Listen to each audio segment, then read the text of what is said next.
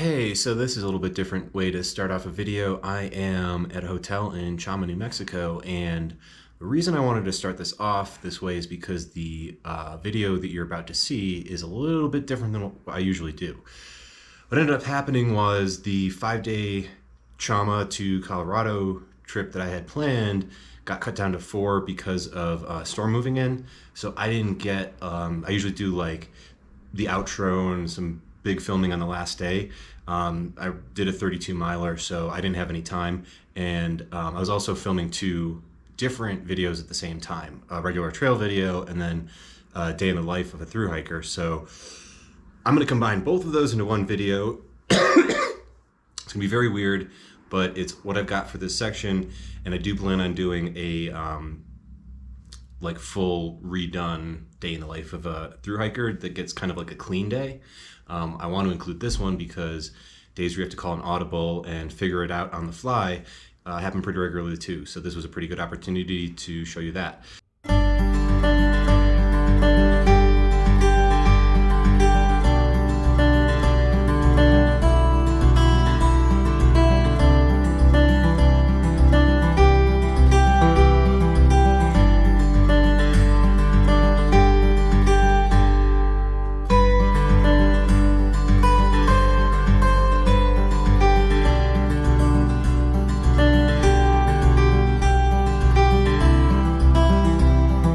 Hey everybody, so I usually do these in the morning when it's cool.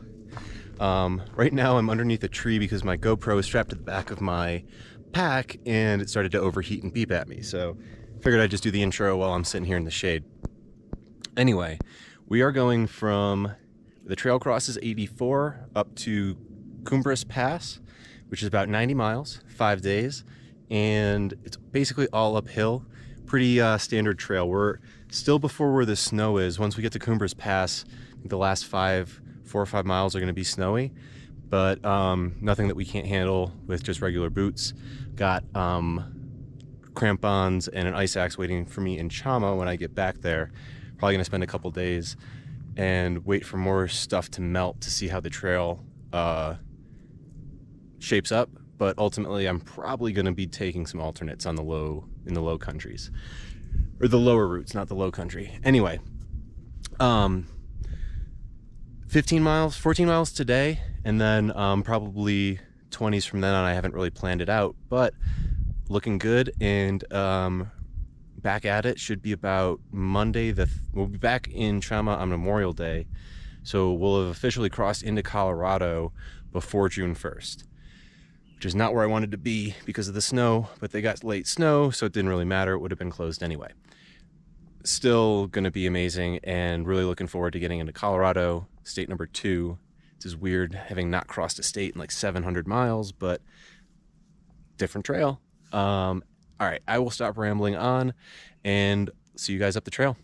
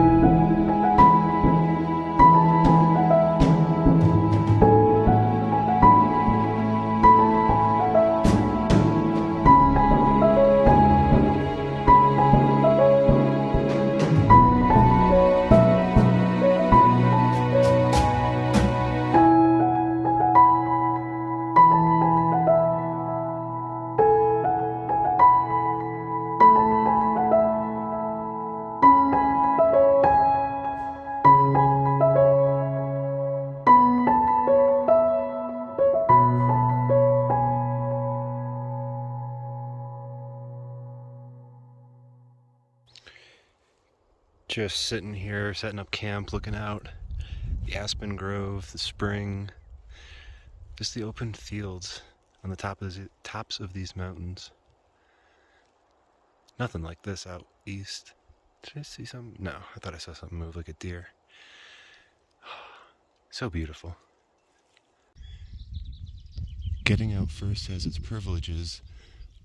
I just came across a couple elk in this field. Oh, there's 4. Get that, there's a male. Oh, this is so cool. Just after 6 o'clock, the sun just rose. You don't see this unless you're by yourself. Oh, that's so cool. Hey, so stopped for the first break of the day. It's about 7:30. It's about an hour and a half instead of 2 hours, but because of the temperatures, it's too hot to hike in the warm gear that I've got, so I'm going to be stripping that off. And then since I got to open up my bag anyway, it's breakfast time, which this view here is a lot nicer than the one from our tent. So definitely my preferred strategy to eat breakfast, I like a middle ground here, eat breakfast on trail. This was something that Scout kind of introduced me to, and really like it. So for breakfast, I've got a Belvita and a Nutri-Grain bar. This is typically what I have in the morning.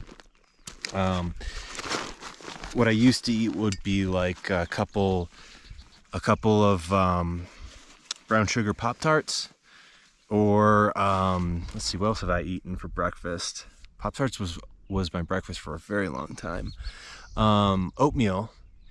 It's good. Quaker instant oatmeal packets have like a plastic on the inside, so you can actually pour water into the pouch itself and eat it straight out of there. But since I don't have a spoon anymore because I don't cook, I don't do oatmeal. I was doing a couple Nutri-Grain bars, but that was making me a little too gassy, and the Belvitas give you more calories. I want to say that like a pack of Pop-Tarts is about 200 calories. The oatmeal is less. The Nutri-Grain, the protein bars are all around 200 a bar, and then the Belvitas, I believe, are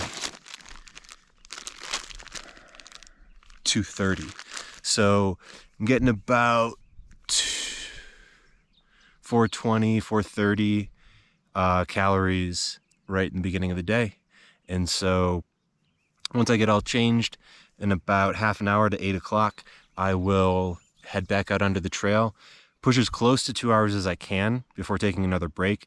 But because we're at like 10,000 feet and above, I've noticed that the last couple of days, I haven't been able to push myself as far, which isn't honestly that surprising given the acclimation and me not being acclimated to the elevation. But keep pressing on. See you guys at the next break and lunch number 1 of 3. So I was able to get to a campground by 10:05, which achieves the 2-hour goal. And then, so we're at Lower Lagunitas Campground, about 9 miles into the day. So it didn't get a 10 by 10, but I'm not really that surprised with all the uphill that we've had. We're at like, I don't know, we've been over 10,000 feet all day, so it's been a little bit slow going. Anyway, lunch number 1, water stop number 1. I've got good water from the lakes here. And then first lunch is a packet of nuts, Cheez-Its, and gummy snacks. So that's 80, 150 to 230 plus, let's see, so the 230 between those two, I don't have any nutrition information on this, but I would guess over 100. So probably close to 400 calories for lunch number 1.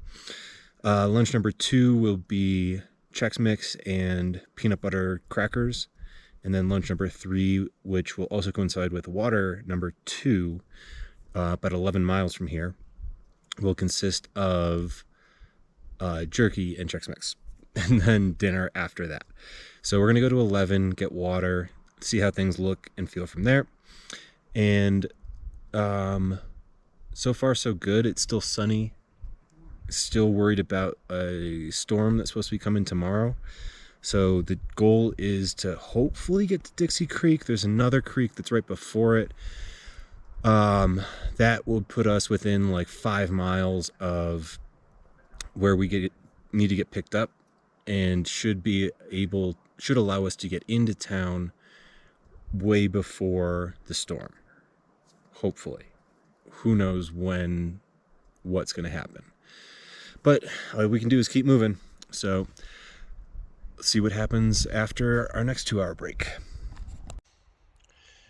Hey, so change of plans. Looks like the weather is going to be moving in tonight. So I'm arranging for a pickup at Cumbres Pass. I'm going to push. There's like 17 miles, probably closer to 17 miles left in the day.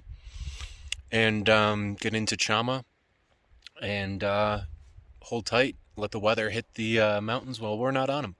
So to do that, I'm going to have to cut this episode short. More or less have an idea of what we do out here, but I'm going to do another one of these in Colorado. Actually, I'll do another one of these soon, but I want to just at least answer the question that was asked about what I eat out on the trail, and then, what we have to do out here, call an audible when the weather gets bad and we need to get off the mountain. So anything can happen, and it's just got to figure it out. I got about 5 more minutes in my break. All right, I will. I'll see you guys down the trail. We're about to cross into Colorado. I'm a little choked up. Been a month and some. And the first state's almost done. 776 miles officially on the red line. Where's the sign? Just hitting me right now. A quarter of the trail, I think. Oh, wow. Sweet, sweet Colorado.